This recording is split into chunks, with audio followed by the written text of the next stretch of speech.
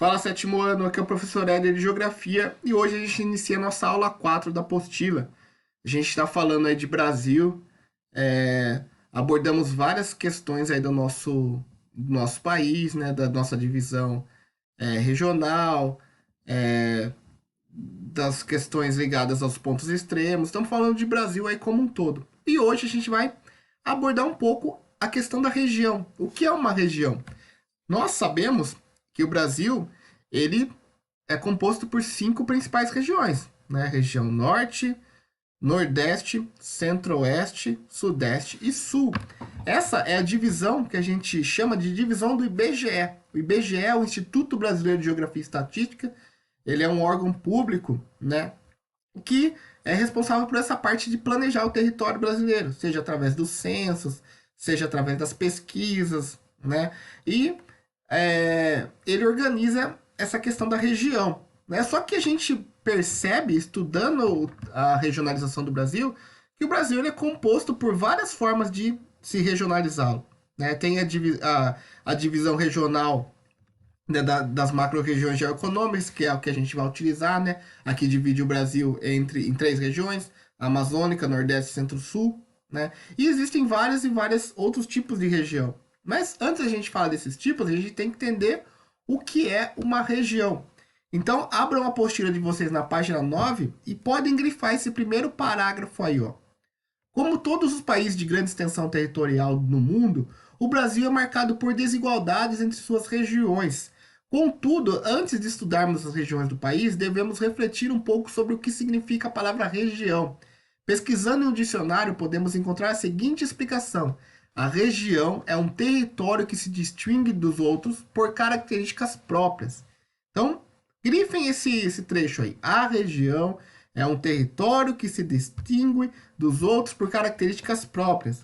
Essas características próprias, sétimo ano, pode ser questões naturais, né? Tem alguma região que tem algum tipo de floresta, outra região tem um tipo de savana, né? Pode ser por questões econômicas, tem região que é mais industrializada, tem região que é menos industrializada. Pode ser por questões populacionais, ou seja, tem regiões que é mais populosa, tem região que é menos populosa.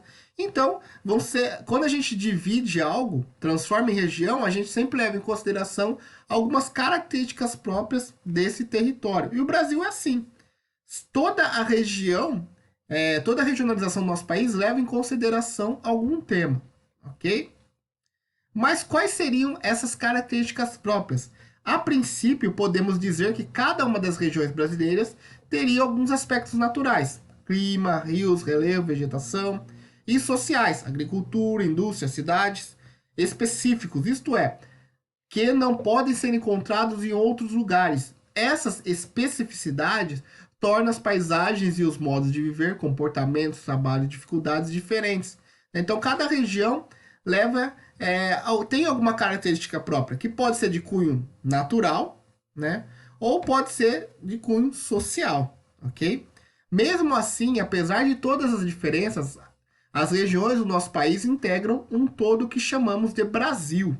Por exemplo, em diversos lugares do país há vários modos de falar, vários sotaques. O jeito de falar do gaúcho é diferente do jeito de falar do paulista, assim como dos jeitos do carioca, do baiano. Existem também palavras e expressões faladas típicas de cada região. Por exemplo, tchê, lá no Rio Grande do Sul, o oxente, no Nordeste, o uai, em Minas Gerais, entre outras.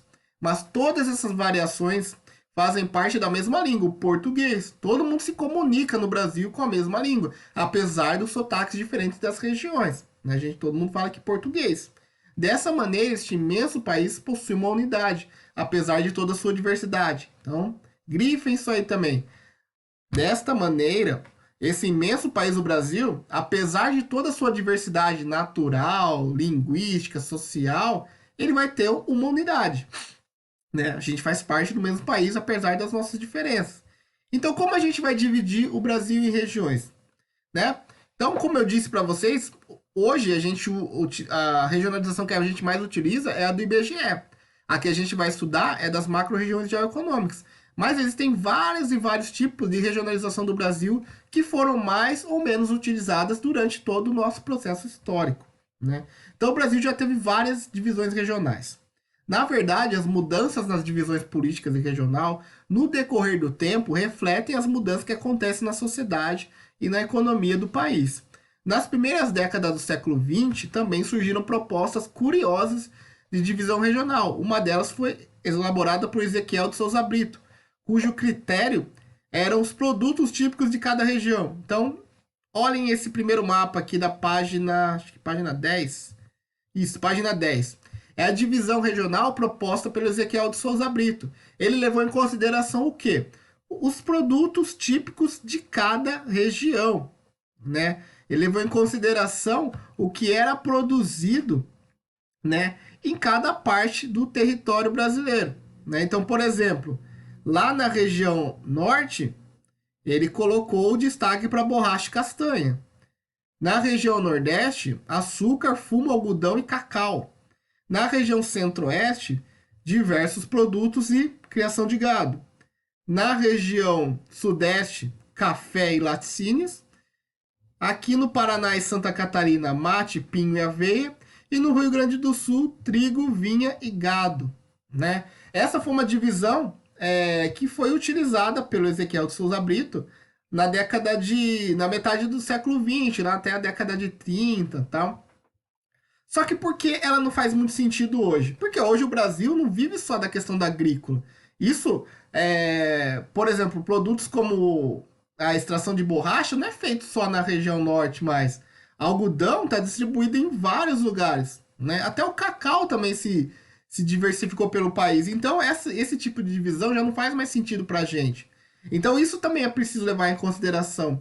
Às vezes, as divisões regionais elas fazem sentido em um período histórico e não fazem sentido mais em outros. É o caso dessa primeira divisão aí do Ezequiel. Hoje, o Brasil é um país que é mais voltado para a questão da agricultura em larga escala, da soja, do agronegócio, do milho, tem industrialização em várias partes do Brasil, então essa divisão fazia sentido num país que ainda não tinha se industrializado, ok? E a outra divisão aqui, que é a divisão do Brasil em 1945, que é muito diferente da região, né, da regionalização atual do Brasil. Então, na primeira metade do século XX, o nome do país era República dos Estados Unidos do Brasil. Hoje é República Federativa do Brasil. Em 1945, os estados e territórios eram agrupados nas regiões Norte, Centro-Oeste, Sul, Leste, Meridional e Setentrional, e Nordeste, Ocidental e Oriental. Naquela época, ainda existiam os territórios federais do Rio Branco, Amapá, Guaporé, Acre, Ponta Porã e Iguaçu, que depois foram anexados aos estados. Então vamos observar aqui, ó. Região Norte, aqui acima, tinha dentro dela alguns territórios, né? O território do Acre, território de Guaporé, território do Rio Branco e território do Amapá, que depois viraram os estados, né? Território do Rio Branco virou o estado de Roraima, território do Amapá, estado do Amapá, território de Guaporé, estado de Rondônia, e território do Acre, né? Virou o estado do Acre. Centro-Oeste, né? Tinha só o estado do Mato Grosso e de Goiás. Mato Grosso se dividiu hoje com o Mato Grosso do Sul e Goiás com o Tocantins, né? E também tinha o território de Ponta Porã aqui na divisa com o Paraguai, né? Que foi anexado parte ao Mato Grosso do Sul e parte com o estado do Paraná, né? Que o Nordeste Ocidental, Maranhão e Piauí, Nordeste Oriental, Ceará, Pernambuco, Rio Grande do Norte, né? Leste Setentrional, que era Bahia e Sergipe, Leste Meridional, Minas Gerais, Espírito Santo e Rio de Janeiro, e Sul, pegava São Paulo, Paraná, Santa Catarina e Rio Grande do Sul. Então é uma divisão regional que ela foi presente até 1945, né? E o Brasil foi se modificando, né? Foi criado alguns estados, os territórios viraram estados, e hoje a gente tem outra divisão regional. Então isso, pessoal, serve para a gente identificar como que esse processo de divisão regional, de regionalizar algo, ele pode ser diferente em vários períodos históricos, como foi no Brasil durante muito tempo, ok? Então, para a aula de hoje, pessoal, vou deixar uma questão só para vocês responderem, né? A questão 11.